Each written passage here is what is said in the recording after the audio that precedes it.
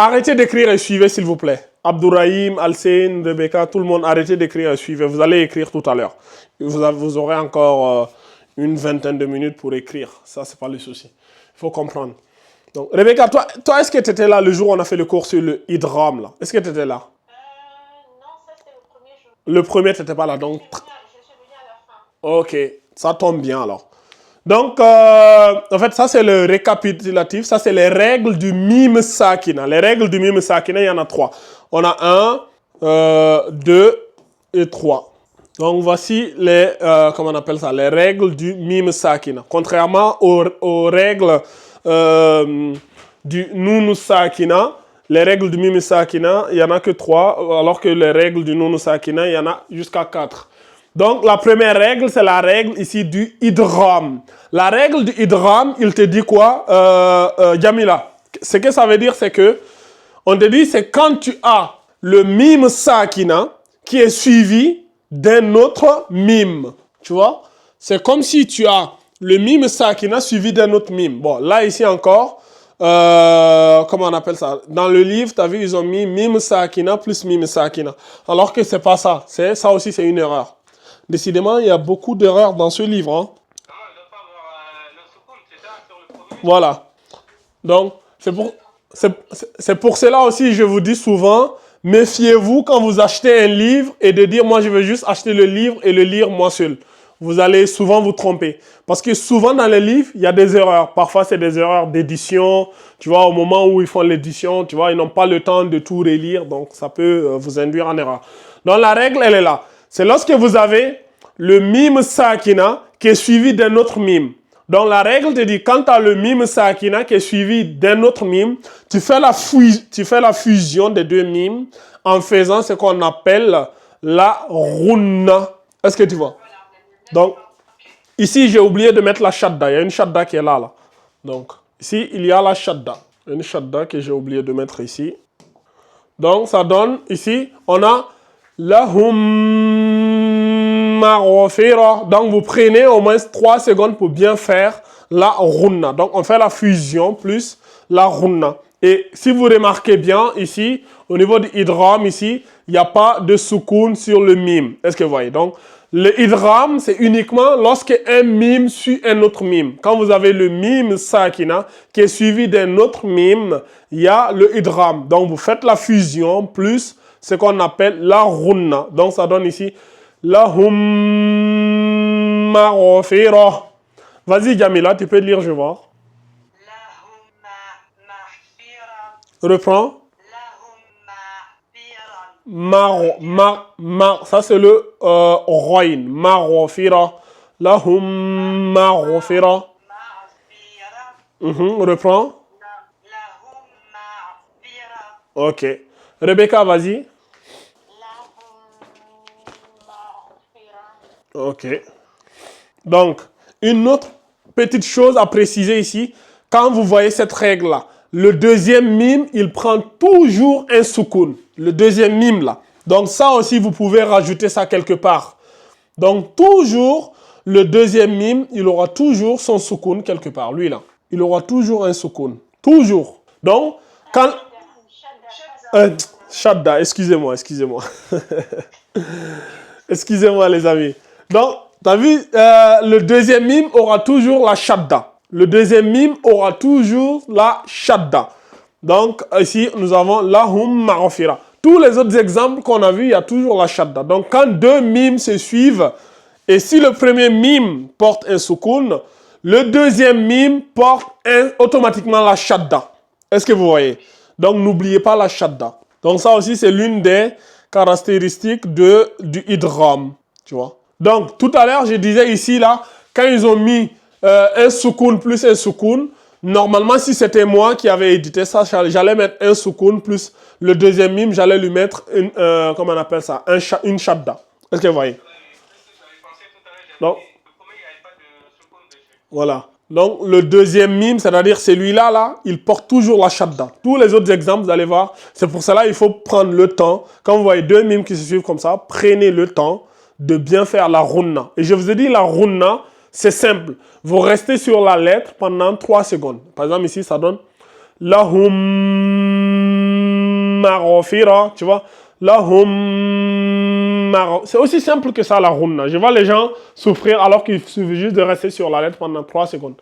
Lahum maghfira. Est-ce que vous voyez? Est-ce qu'il y a des règles sur est-ce qu'il y a des questions sur le idgham ici? Jamila et Rebecca. Non, pour moi c'est clair. C'est clair? Pour moi c'était évident que quand on avait un mime suivi d'un autre mime, de toute façon on procédait à un nazim. Oh, ok. Donc c'est ça le idgham. Donc le idgham c'est simple, un mime plus un autre mime. Contrairement aux règles du noun sakina et du tanwin où le idgham t'as jusqu'à 6 lettres, t'as le idgham avec la runna, t'as le idgham sans la runna. Ici c'est aussi simple. Mime plus mime égale idgham. Point final. Donc c'est pour cela moi j'ai jugé utile de commencer par les règles du noun sakina et du tanwin. Je sais que si vous avez pu maîtriser cela, les règles du mime sakina c'est juste une formalité en fait. Est-ce que vous voyez? Donc, la règle du ikhfa, c'est pareil. C'est lorsque vous avez le mime sakina qui est suivi de la lettre ba. C'est aussi simple que ça. Donc, est-ce que je vais voir s'il y a d'autres remarques à voir?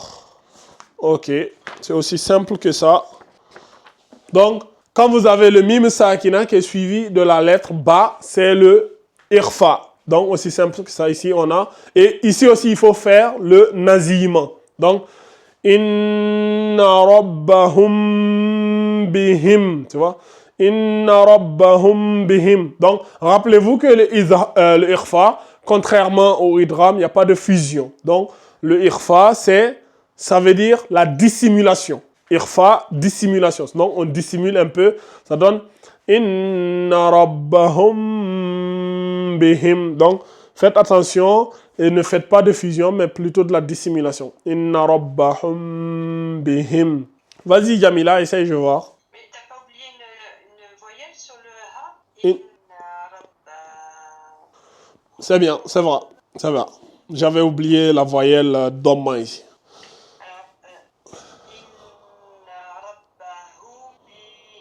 On reprend. Inna rabbahum bihim. Reprends. Ok, c'est bien. Vas-y, Rebecca. Ok, c'est bien. Donc, c'est aussi simple que ça. Donc, ici, ça ne veut pas forcément dire qu'il doit y avoir de shadda sur la lettre ba. Parfois, il y aura des shadda, parfois, il n'y aura pas de shadda. Est-ce que vous voyez? Donc, comme dans l'exemple ici, il n'y a pas de shadda, mais il peut y avoir des exemples dans lesquels le ba, il portera de shadda. Est-ce que vous voyez? Donc, ce n'est pas automatique, ni c'est pas quelque chose que, voilà, ça veut dire ici, il n'y en a pas. Non, non, non. C'est parfois, il y aura des shadda, parfois, il n'y en aura pas. Est-ce qu'il y a des questions sur le ikhfa ici? Jamila, tu as des questions? Non, c'est bon, c'est bon. C'est juste au niveau de la dissimulation à l'Ikhfa. Uh-huh. Ça ressemble légèrement avec l'Idgham. Ah? C'est dit à l'Ikhfa, ça ressemble. Voilà, ça ressemble légèrement, mais ce n'est pas le idgham. Par exemple ici, lahum maghfira, alors que c'est inna rabbahum. Tu vois? Ici, tu fermes un peu la bouche. Inna rabbahum bihim. Inna rabbahum bihim. Ouais, bien sûr, le nazima se ressemble, mais voilà, c'est pas exactement pareil, quoi. C'est ça la subtilité, tu vois. Donc, inna rabbahum bihim lahum. Donc, voilà, ça c'est le ikhfa. Et le dernier, c'est le izhar. Le izhar, c'est les lettres, c'est qu'on vient de voir aujourd'hui, là. C'est les lettres restantes, c'est tout ce qui n'est ni le mime et le ba, plus le mime sakina. Donc, on a lakum dinukum, lakum dinukum. Tu vois? Lakum dinukum waliyadin, tu vois, dans la souratul kafirun, là. Voilà, c'est ça. Lakum, tu vois, lakum dinukum, tu vois. Normalement, si on continue, on aurait lakum dinukum waliyadin. Tu vois, donc ici encore, on aura le waw. Lakum dinukum wa. Pourquoi on a mis le soukoun sur le mime? Parce que la prochaine lettre, c'est le waw. Donc ça continue. Donc tu vois. Lakum dinukum waliyadin. Est-ce qu'il y a des questions, les amis, sur les règles du noun sakina et du... pas les règles du Noun Sakina, les règles du Mim Sakina. Alors, les règles du Mim Sakina, il n'y a pas de Tanwin, hein, c'est uniquement Mim Sakina. C'est les règles du Noun Sakina et du Tanwin qui se ressemblent. Ici, il n'y a pas de Tanwin, c'est uniquement Mim Sakina. Ça aussi, il ne faut pas confondre. Donc, est-ce qu'il y a des questions sur les règles du Mim Sakina? On est d'accord, c'est 10 fois plus facile que c'est du Noun Sakina et du Tanwin, n'est-ce pas? Oui, bah oui. Est-ce que vous pensiez que si on avait commencé par ça, là, les autres auraient été plus difficiles? Ou bien pensez-vous qu'on a appliqué la bonne méthodologie de commencer par les plus durs pour venir aux plus faciles? Bonne méthodologie. Commencer par les plus durs et finir par ça, c'est quand même plus agréable. Ben C'est oui. plus clair pour nous. Ben oui. Moi, j'ai trouvé... Alors que dans les livres, ils ont commencé d'abord par ça pour aller avec l'autre.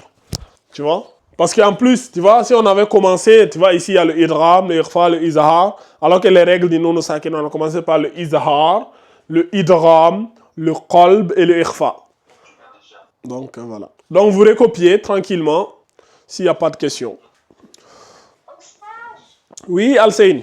Ah, c'est juste que tout à l'heure, genre, quand on parlait, t'entendais pas, le micro était activé. Ah, ben alors, qu'est-ce que vous disiez? Bah, genre, c'était mon frère, genre, il voulait y aller aux toilettes. Ah, d'accord.